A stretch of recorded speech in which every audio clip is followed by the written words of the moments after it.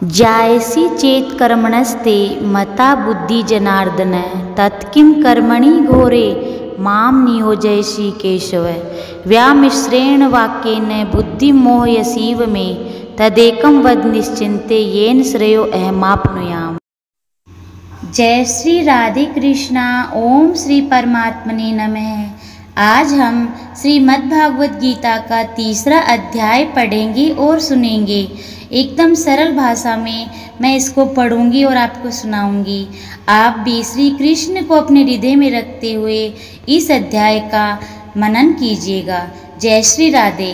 कल हमने द्वितीय अध्याय को सुना था। उस अध्याय में जब श्री कृष्ण ने अर्जुन को कर्म योग एवं ज्ञान योग की शिक्षा दी, तब अर्जुन ने एक और प्रश्न किया कि हे जनार्दन, यदि कर्मों की अपेक्षा ज्ञान आपके श्रेष्ठ मानने हैं तो फिर हे केशव, मुझे भयंकर कर्म में क्यों लगाते हैं? आप मिले हुए से वचन से मेरी बुद्धि को मोहित करते हैं, इसलिए उस एक बात को निश्चित करके कहिए जिससे मैं कल्याण को प्राप्त हो जाऊं। इस प्रकार अर्जुन के पूछने पर भगवान श्री कृष्ण महाराज बोले, हे निष्पाप अर्जुन, इस लोक में दो प्रकार की निष्ठा मेरे द्वारा पहले कही गई हैं, ज्ञानियों की ज्ञान योग से और योगियों की निष्काम कर्म योग से। परंतु किसी भी मार्ग के अनुसार कर्मों को स्वरूप त्यागने की आवश्यकता नहीं है, क्योंकि मनुष्य न तो कर्मों के करने से निष्कर्मता को प्राप्त होता है और न कर्मों को त्यागने मात्र से भगवत साक्षात्कार रूप सिद्धि को प्राप्त होता है। भगवान कह रहे हैं कि मेरे दो प्रकार के भक्त हैं, एक ज्ञान योगी और एक कर्म योगी। परंतु हे अर्जुन, कर्म का त्याग ज्ञान योगी भी नहीं कर सकते हैं तथा सर्वथा कर्मों का स्वरूप त्याग भी नहीं हो सकता है, क्योंकि कोई भी कार्य पुरुष किसी काल में क्षण मात्र भी बिना कर्म किए नहीं रहता है। निसंदेह सभी पुरुष प्रकृति से उत्पन्न हुए गुणों द्वारा परवश हुए कर्म करते हैं। इसलिए जो मूढ़ बुद्धि पुरुष कर्मेंद्रियों को हठ से रोककर इंद्रियों के भोगों को मन से चिंतन करता है, वह मिथ्याचारी अर्थात दंभी कहा जाता है। भगवान कह रहे हैं कि जो मनुष्य अपने इंद्रियों को ऊपर से वश में कर लेता है परंतु मन से उसी कर्म का चिंतन करता है, वह तो महापापी होता है। और हे अर्जुन, जो पुरुष मन से इंद्रियों को वश में करके अनासक्त हुआ कर्मेंद्रियों से कर्म योग का आचरण करता है, वह श्रेष्ठ है। परंतु जो पुरुष मन से तो अपनी इंद्रियों को त्याग चुका है परंतु अपने कर्म से नहीं अच्युत हुआ है, वो इंसान श्रेष्ठ है। इसलिए तू शास्त्र विधि से नियत किए हुए स्वधर्म रूप को कर, क्योंकि कर्म न करने की अपेक्षा कर्म करना श्रेष्ठ है तथा कर्म न करने से तेरा शरीर निर्वाह भी सिद्ध नहीं होगा। अर्थात हे अर्जुन, कर्म तो सबको ही करना पड़ता है, चाहे वो ज्ञानी हो चाहे वो कर्म योगी हो। इसलिए जो कर्म योगी कर्म करते हुए भी भगवत प्राप्ति करता है वह श्रेष्ठ माना गया है, क्योंकि जो मन से अपने विषय भोगों को नहीं त्याग पाता और ऊपर से त्याग देता है वह तो मिथ्याचारी होता है, और जो योगी ऊपर से कर्म करता हुआ अंदर से विषय भोगों को इंद्रिय सुख को त्याग देता है वह महान योगी है। हे अर्जुन, बंधन के भय से भी कर्मों का त्याग करना योग्य नहीं है, क्योंकि यज्ञ अर्थात विष्णु के निमित्त किए हुए कर्म के सिवा अन्य कर्म में लगा हुआ ही यह मनुष्य कर्मों द्वारा बंधता है। इसलिए हे अर्जुन, आसक्ति से रहित हुआ उस परमेश्वर के निमित्त कर्म का भली भांति आचरण कर। कर्म न करने से तू पाप को ही प्राप्त होगा, क्योंकि प्रजापति ब्रह्मा ने कल्प के आदि में यज्ञ सहित प्रजा को रचकर कहा कि इस यज्ञ द्वारा तुम लोग वृद्धि को प्राप्त हो और यह यज्ञ तुम लोगों को इच्छित कामनाओं को देने वाला होए तथा तुम लोग इस यज्ञ द्वारा देवताओं की उन्नति करो और वे देवता लोग तुम्हारी उन्नति करें। इस प्रकार आपस में कर्तव्य समझकर उन्नति करते हुए परम कल्याण को प्राप्त होगे तथा यज्ञ द्वारा बढ़ाए हुए देव लोग तुम्हारे लिए बिना मांगे ही प्रिय भोगों को दे देंगे। उनके द्वारा दिए हुए भोगों को जो पुरुष इनके लिए बिना ही भोगता है वह निश्चित चोर है। अर्थात जो हमें ईश्वर ने भोग दिए हैं उन भोगों को हम बिना ईश्वर को अर्पण किए अगर भोग लेते हैं तो हम चोर हैं, क्योंकि हम किसी अन्य की वस्तु का भोग कर रहे हैं। कारण कि यज्ञ से शेष बचे हुए अन्न को खाने वाले श्रेष्ठ पुरुष सब पापों से छूट जाते हैं, और जो पापी लोग अपने शरीर पोषण के लिए ही पकाते हैं वे तो पाप को ही खाते हैं, क्योंकि संपूर्ण प्राणी अन्न से उत्पन्न होते हैं और अन्न की उत्पत्ति वृष्टि से होती है तथा वृष्टि यज्ञ से होती है और यज्ञ कर्मों से उत्पन्न होने वाला है तथा उस कर्म को तू वेद से उत्पन्न हुआ जान और वेद अविनाशी परमात्मा से उत्पन्न हुआ जान। इससे सर्वव्यापी परम अक्षर परमात्मा सदा ही यज्ञ में प्रतिष्ठित है। अर्थात श्री कृष्ण कह रहे हैं, हे अर्जुन, जो हमें ईश्वर ने संपदा दी है, अन्न आदि दिया है, उसका उपभोग करने से पहले हमें यज्ञ आदि करना चाहिए। अर्थात अतिथियों को भोजन, किसी अन्य जीव को भोजन, देवताओं के निमित्त कुछ अन्न निकालना चाहिए, उसके पश्चात ही हमें उसका भोग करना चाहिए। तभी यही सच्चा मार्ग है, अन्यथा हम सब चोर ही हैं। हे पार्थ, जो पुरुष इस लोक में इस प्रकार चलाए हुए सृष्टि चक्र के अनुसार नहीं बरतता, अर्थात शास्त्र अनुसार कर्मों को नहीं करता, वह इंद्रियों के सुख को भोगने वाला पापायु पुरुष व्यर्थ ही जीता है। जय श्री कृष्ण। कृष्ण बोल रहे हैं कि जो पुरुष इस प्रकार बिना दान किए, बिना भोग लगाए किसी वस्तु का सेवन करता है, सिर्फ भोग के लिए ही जीवन चलाता है, वह पुरुष व्यर्थ ही इस दुनिया में जीता है। परंतु जो मनुष्य आत्मा में ही प्रीति वाला है और आत्मा में ही तृप्त तथा आत्मा में ही संतुष्ट होता है, उसके लिए कोई कर्तव्य नहीं है।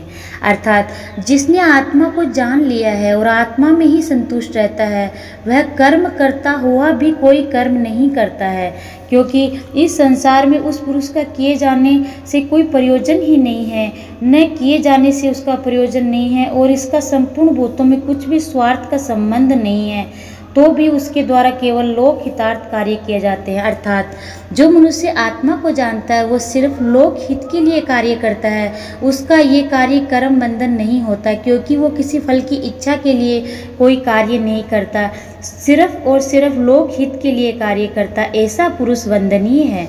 इसमें तो अनासक्त हुआ निरंतर कर्तव्य कर्म का अच्छी प्रकार आचरण कर, क्योंकि अनासक्त पुरुष कर्म करता हुआ परमात्मा को प्राप्त होता है। कोई भी कर्म करो परंतु उसमें आसक्ति मत रखो, बस कर्म करो और प्रभु को समर्पित कर दो। इस प्रकार जनकादि ज्ञानी जन भी आसक्ति रहित कर्म द्वारा ही परम सिद्धि को प्राप्त हुए। इसलिए लोक संग्रह को देखता हुआ भी तू कर्म करने योग्य है, क्योंकि श्रेष्ठ पुरुष जो जो आचरण करता है अन्य पुरुष भी उसके ही अनुसार बरतते हैं। वह पुरुष जो कुछ प्रमाण देता है लोग भी उसके अनुसार बरतते हैं। इसलिए हे अर्जुन, यद्यपि मुझे तीनों लोकों में कुछ भी कर्तव्य नहीं है तथा किंचित भी प्राप्त होने योग्य वस्तु अप्राप्त नहीं है, तो भी मैं कर्म करता हूँ, क्योंकि यदि मैं सावधान हुआ कदाचित कर्मों को ना बरतूं तो हे अर्जुन, सब प्रकार से मनुष्य मेरे बर्ताव के अनुसार बरतते हैं, अर्थात बरतने लग जाएं। तथा यदि मैं कर्म ना करूं तो ये लोग भी भ्रष्ट हो जाएं और मैं वर्ण संकर का करने वाला हो जाऊं तथा सारी प्रजा का हनन करूं, अर्थात मारने वाला बनूं। इसलिए हे भारत, कर्म में आसक्त हुए अज्ञानी जन कैसे कर्म करते हैं, वैसे ही अनासक्त हुआ विद्वान भी लोक शिक्षा को चाहता हुआ कर्म करे। अर्थात ज्ञान योग में कर्म कैसे होता है? ज्ञान योग में कर्म होता है दूसरों के हित के लिए। अगर भगवान श्री कृष्ण के लिए सब कुछ प्राप्त वस्तुएं थी, फिर भी उन्होंने कर्म करके सब कुछ प्राप्त किया, युद्ध करके अपने राज्य को प्राप्त किया। वो चाहते तो सब कुछ प्राप्त कर सकते थे, परंतु उन्होंने कर्म किया। क्यों? क्योंकि वो हम सबको कर्म की शिक्षा देना चाहते थे। वो बहुत बड़े ज्ञानी थे, फिर भी उन्होंने कर्म किया, लेकिन अनासक्त होकर उस कर्म में आसक्ति नहीं की। यही कहना चाहते हैं प्रभु कि ज्ञानियों में जो ज्ञानी होता है वो कर्म को अनासक्त रूप से करता है, परंतु कर्म जरूर करता है। और कर्म योगी होता है वो प्रत्येक कर्म को भगवान श्री कृष्ण को समर्पित कर देता है। ज्ञानी पुरुष को चाहिए कि कर्मों में आसक्ति वाले अज्ञानियों की बुद्धि में भ्रम अर्थात कर्मों में अश्रद्धा उत्पन्न न करे, किंतु स्वयं परमात्मा के स्वरूप में स्थित हुआ और सब कर्मों को अच्छी प्रकार करता हुआ उनमें वैसे ही करावे। हे अर्जुन, वास्तव में संपूर्ण कर्म प्रकृति के गुणों द्वारा किए हुए हैं, तो भी अहंकार से मोहित हुए अंतःकरण वाला पुरुष मैं करता हूँ ऐसा मान लेता है। परंतु हे महाबाहो, गुण विभाग और कर्म विभाग के तत्वों को जानने वाला ज्ञानी पुरुष संपूर्ण गुणों में वर्तते हैं ऐसा मानकर आसक्त नहीं होता है, और प्रकृति के गुणों से मोहित हुए पुरुष गुण और कर्मों में आसक्त होते हैं। उन अच्छी प्रकार न समझने वाले मूर्खों को अच्छी प्रकार जानने वाला ज्ञानी पुरुष चालाय मानकर न करे। इसलिए हे अर्जुन, तू ध्यान निष्ठ चित्त से संपूर्ण कर्मों को मुझ में समर्पण करके आशा रहित और ममता रहित होकर संताप रहित होकर युद्ध कर। हे अर्जुन, जो कोई भी मनुष्य दोष बुद्धि से रहित और श्रद्धा से युक्त हुए सदा ही मेरे इस मत के अनुसार बरतते हैं, वे पुरुष संपूर्ण कर्मों से छूट जाते हैं। बहुत ही अच्छी बात कही है भगवान श्री कृष्ण ने यहाँ पे कि हे अर्जुन, तू कर्मों को मत छोड़, क्योंकि कर्म तो तुझे करना ही पड़ेगा। इसलिए तू जो भी कर्म कर रहा है, युद्ध कर रहा है, संताप रहित होके कर और मुझे समर्पित कर दे। तू सदा ही कर्म बंधन से छूटा ही रहेगा। हे अर्जुन, जो कोई भी मनुष्य दोष बुद्धि से रहित और श्रद्धा से युक्त हुए सदा ही मेरे इस मत के अनुसार कार्य करते हैं, वे पुरुष संपूर्ण कर्मों से छूट जाते हैं। और जो दोष दृष्टि वाले मूर्ख लोग मेरे इस मत के अनुसार नहीं चलते, उन संपूर्ण ज्ञानों में मोहित चित्त वालों को तू कल्याण से भ्रष्ट हुए ही जान। क्योंकि सभी प्राणी प्रकृति को प्राप्त होते हैं, अर्थात अपने स्वभाव से परवश हुए कर्म करते हैं। ज्ञानवान भी अपनी प्रकृति के अनुसार चेष्टा करता है, फिर इसमें किसी का हठ क्या करेगा। इसलिए मनुष्य को चाहिए कि इंद्रिय के भोगों में जो राग और द्वेष है, उन दोनों के वश में ना होए, क्योंकि इसमें वे दोनों ही कल्याण मार्ग में विघ्न करने वाले महान शत्रु हैं।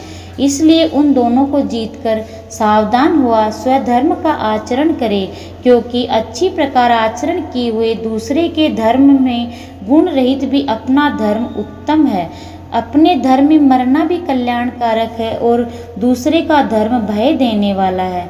अर्थात श्री कृष्ण कह रहे हैं, जो अपना स्वभाव है उसी के अनुसार हमें बरतना चाहिए। हमें किसी भी इंद्रिय सुख में ना राग करना चाहिए और ना द्वेष करना चाहिए। हमारा जो धर्म है हमें उसी के अनुसार कार्य करना चाहिए, क्योंकि अपने धर्म में रहना ही कल्याणकारक है। दूसरे का धर्म अर्थात दूसरों की किसी प्रकार की बातें अपनाना, ये सब भय को देने वाला है। अर्थात हम सबको अपने अपने धर्म का ज्ञान होना चाहिए कि हमारा धर्म क्या है, हमारा क्या कर्तव्य है। हमें उसी के अनुसार हमारा जीवन यापन करना चाहिए, कर्म करने चाहिए। किसी और को देख के अपने आप को नहीं बदलना चाहिए। पर धर्म का मतलब होता है किसी अन्य इंसान के बहकावे में आकर, या वो क्या कर रहा है, वो क्या कह रहा है, हम भी वैसा ही करें, ऐसा नहीं करना चाहिए। इसी को पर धर्म कहा गया है। हमें अपने ही धर्म में रहना चाहिए, अर्थात हमारा कर्तव्य क्या है, हमारे परिवार के लिए, हमारे राष्ट्र के लिए, हमारे खुद के लिए, हमारे ईश्वर के लिए, हमारे धर्म के लिए, वही करना श्रेष्ठ कर है। और हम अगर किसी अन्य की देखो देख कुछ भी करेंगे तो वो सिर्फ भय देने वाला है। जय श्री कृष्णा। इस पर अर्जुन ने एक प्रश्न और पूछा, हे कृष्ण, फिर ये पुरुष बलात् लगाए हुए सदृश न चाहते हुए भी किससे प्रेरित हुए पाप का आचरण करता। अर्थात जब कोई मनुष्य अपने धर्म का पालन करता है तो भी वो किसके द्वारा प्रेरित होकर पाप का आचरण करता है। इस पर अर्जुन के पूछने पर श्री कृष्ण महाराज बोले, हे अर्जुन, रजोगुण से उत्पन्न हुआ काम ही क्रोध है। यही महाअसन अर्थात अग्नि के सदृश भोगों से तृप्त न होने वाला बड़ा पापी है। इस विषय में तू इसको ही वेरी जान। ये जो काम होता है, कामना, ये बड़े बड़े ज्ञानियों को भी अंध कुएं में डाल देती है। यही कामना ही हमें पाप करवाती है। इसलिए हम हमारे धर्म को जानते हुए भी कभी कभी धर्म से भ्रष्ट इसलिए हो जाते हैं क्योंकि उसके पीछे अवश्य में वो हमारी कामना ही रहती है। जैसे धुएं से अग्नि, मल से दर्पण ढका रहता है वैसे ही जैर से गर्भ ढका हुआ है, वैसे ही काम के द्वारा ये ज्ञान ढका हुआ है। और हे अर्जुन, इस अग्नि सदृश न पूर्ण होने वाले काम रूप ज्ञानियों के नित्य वेरी से ज्ञान ढका हुआ है। इंद्रिया, मन और बुद्धि इस काम के वास स्थान कहे जाते हैं, और यह काम इन मन, बुद्धि और इंद्रियों द्वारा ही ज्ञान को आच्छादित करके इस जीवात्मा को मोहित करता है। इसलिए हे अर्जुन, तू पहले इंद्रियों को वश में करके ज्ञान और विज्ञान के नाश करने वाले इस काम पापी को निश्चय पूर्वक मार। और यदि तू समझे कि इंद्रियों को रोककर काम रूप वेरी को मारने की मेरी शक्ति नहीं है, तो ये तेरी भूल है, क्योंकि इस शरीर से तो इंद्रियों पर श्रेष्ठ, बलवान और सूक्ष्म कहते हैं, और इंद्रियों से परे मन है, मन से भी परे बुद्धि है, और जो बुद्धि से भी अत्यंत परे है वह आत्मा है।